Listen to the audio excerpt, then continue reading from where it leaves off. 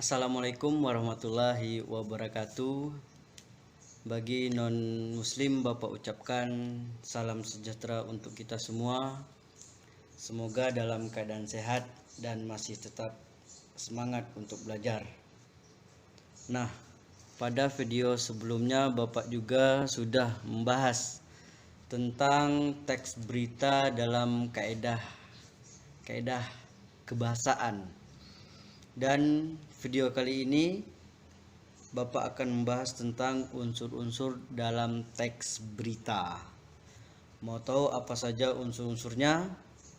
Saksikan terus video pembelajaran ini sampai selesai. Seperti biasa, setelah akhir video ini Bapak akan memberikan beberapa latihan untuk kalian coba di rumah.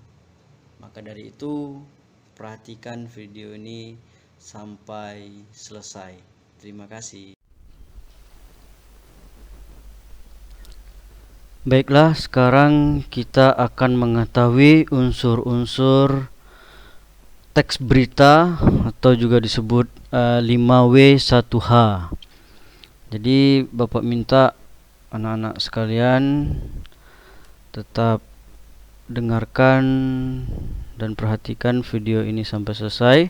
Baiklah, 5W1H adalah sebuah istilah yang umum di dunia jurnalistik. Namun tidak hanya dalam dunia jurnalistik, dalam setiap penulisan informasi, entah itu dalam teks berita atau apapun itu, sangat memerlukan unsur-unsur berita ini. Unsur-unsur 5W1H yang terdiri dari what, who, where, when, why, dan how digunakan untuk menjamin bahwa sebuah informasi dapat tersampaikan dengan baik. Nah, lalu apa itu 5W1H?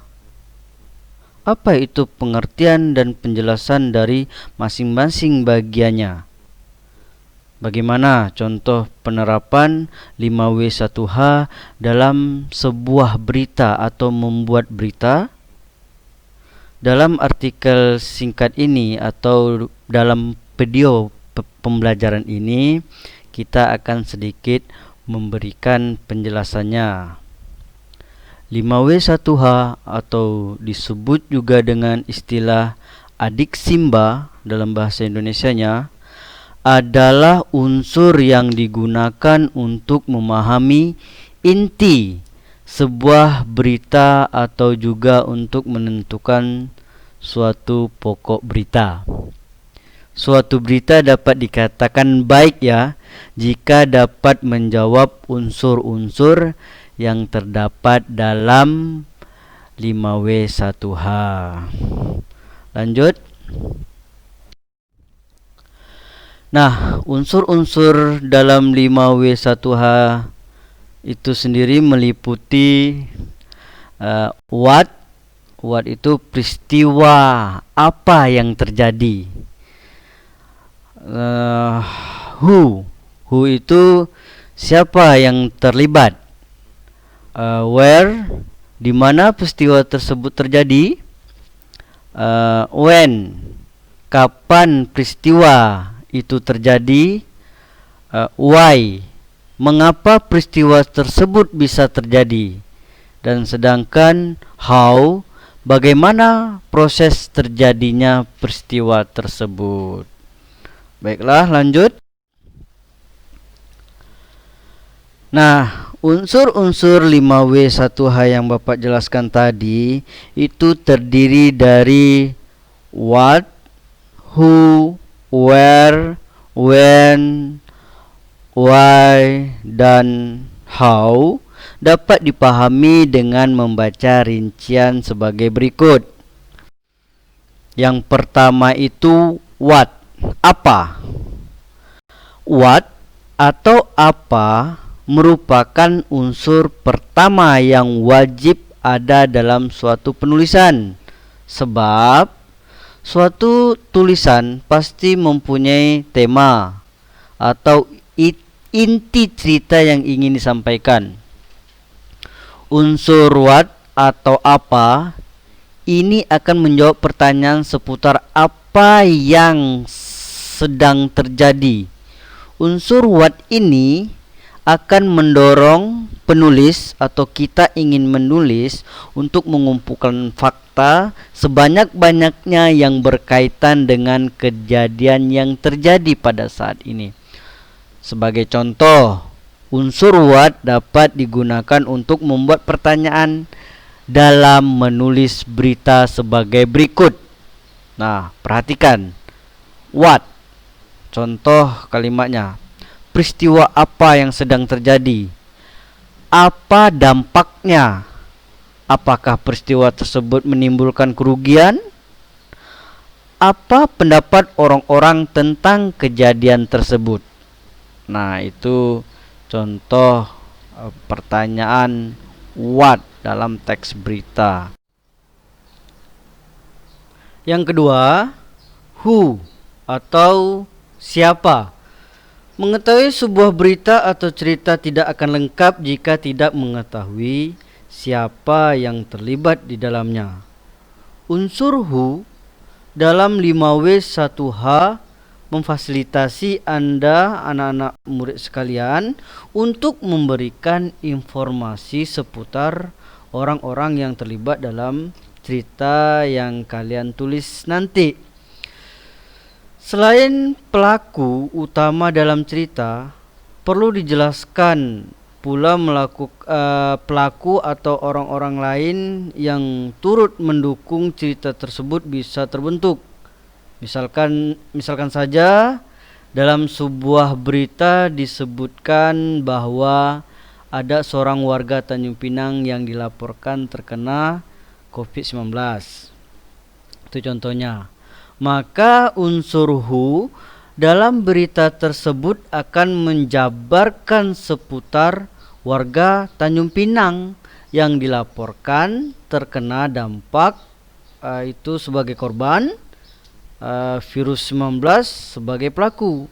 Itulah sedikit penjelasan dari unsur who atau siapa. Nah, yang ketiga ini where atau di mana. Jadi di dalam teks berita itu suatu cerita yang jelas akan menjabarkan tempat kejadian sebuah peristiwa. Sebab semua peristiwa pasti memiliki lokasi tempat kejadiannya ya. Hal ini untuk mendukung pembawa dalam memahami alur cerita disertai keterangan tempat yang jelas atau suatu peristiwa. Misalkan dengan berita warga Tanjung Pinang yang terkena COVID-19 tersebut, maka penulis perlu menuliskan lokasi kejadian di mana korban terdampak virus mematikan itu secara spesifik. Itu yang ketiga. Sedangkan yang keempat, when atau kapan, peristiwa yang diceritakan dalam sebuah berita atau cerita perlu dilengkapi dengan keterangan waktu yang jelas. Hal ini berguna untuk memberikan informasi yang akurat terhadap peristiwa yang terjadi tersebut. Sebut saja misalnya berita warga Tanjung Pinang yang terkena COVID-19 tersebut akan lebih bermanfaat apabila pembaca mengetahui kapan terjadinya peristiwa tersebut. Hal ini juga dapat bermanfaat apabila kita membuat keterangan waktu yang ditulis dalam sebuah berita dapat membantu aparat penegak kebenaran dalam mengusut peristiwa tersebut. Nah, sekarang yang kelima, why atau mengapa. Suatu peristiwa pasti terjadi bukan tanpa alasan. Oleh karena itu penulis wajib untuk membubuhkan unsur why, apa, ya, dalam tulisannya untuk menjelaskan sebab suatu peristiwa itu terjadi.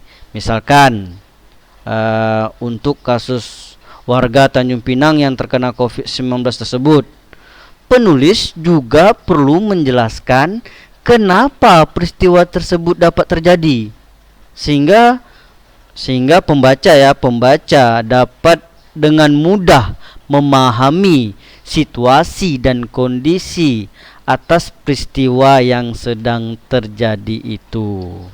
Baiklah, lanjut yang terakhir, how atau bagaimana. Unsur ini mengaruskan penulis untuk menjabarkan bagaimana proses terjadinya peristiwa tersebut.